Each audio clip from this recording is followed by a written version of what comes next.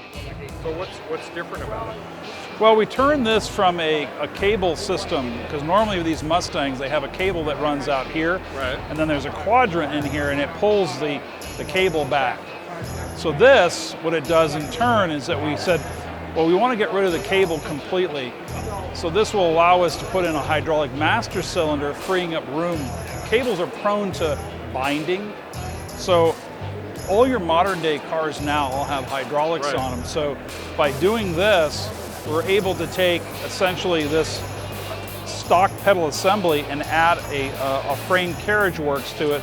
So instead of having the quadrant in here, now we've got a cam. So if I demonstrate it for you here, you can see how the roller bearing going through a very precisely engineered cam, so that we're getting maximum leverage, maximum control, and stability. And then from there, we can choose the slave cylinder, whether it's an internal or external hydraulics, and we offer all of those pieces so you combine it together.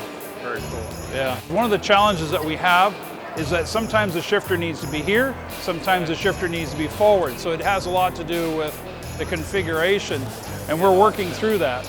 Because let's say on a E-body, we would have to put the shifter more towards the back here.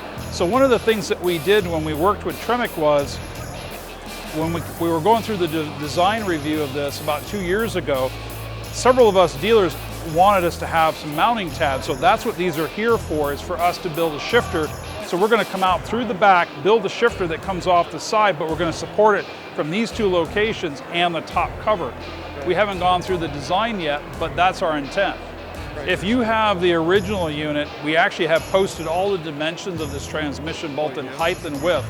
So if you go to moderndriveline.com, the very first thing you see is an image of this transmission on the page.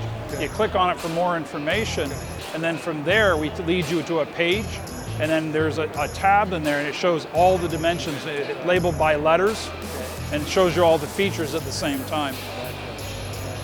And this can be mounted from here? Correct. Shift location It actually is, yeah. They call that the mid shift, even though for me it's the most forward shift, because to me this is kind of like the mid area.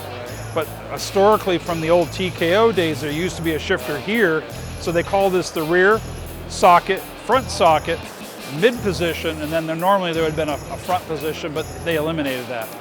So we still call it the mid shift. So on your dimensions, it shows where the dimension would be for each shift? Correct. We show dimensions of the shaft, we show center line to top, show you the width and the overall lengths, and then key mounting points like the mount or the output shaft. Okay. Side mount, angle mount? Right. What we did here was we implemented so that if you have a different application, as an example, we could go 2-inch left, and of course you can bolt it onto either side. The other option would be if you wanted to go, let's say, more in the front socket, then you could go here, and let's say in a Camaro, I could go 1 inch over, 0.6 forward, and it comes out exactly where the original 4-speed would have been. So with the Chryslers, however, it's more challenging because it's not as straightforward as this. As an example here, we have this one as a Corvette C1 and 2. We built it so it comes right out the side. We were planning on doing that same thing with the TKX, and that way we can have come through the stock, because on a Corvette we don't have that room and nobody wants to cut the floor. And we also do it here in the front socket for people like with a Sunbeam Tiger or a 64 through 67 A-body, GM A-body that is. We have a gear drive here on the driver's side that's actually, we can adapt them. They come as a forward drive unit, but we've got ways of connecting that with a cable. It also comes with electric drive on this other side, so if you're running, let's say, either cruise control or some other accessory. You're here obviously local? Yeah. Okay. What I would recommend you do, let me give you my personal card here. Get a hold of me, because I am actually after Mopar products to do R&D in our facility. We're based out of Caldwell. And if we can get cars in, if we bring a car like yours in, a lot of times if you can part with a car for a period of time for us to do the engineering work, we'll do a lot of the legwork for you. In other words, including the installation, for the benefit of having the car to use for measurement purposes. And then that way you're getting what you want, and you can say, hey, I helped with this product, you know, and You can speak to it. Now the beauty of what we do is that we offer everything from the back of the crank to the second U-joint. So we can offer you the flywheel clutch conversion, a bell housing that will take care of it from QuickTime. I can even look at doing the hydraulic conversion for you. So it's a complete solution from front to back, so that way you're not having to hunt or figure out what you're going to do. Yep, got it. Yep. Okay. Well, good. Appreciate it. All right. What was your name? Bruce. Bruce? Yep.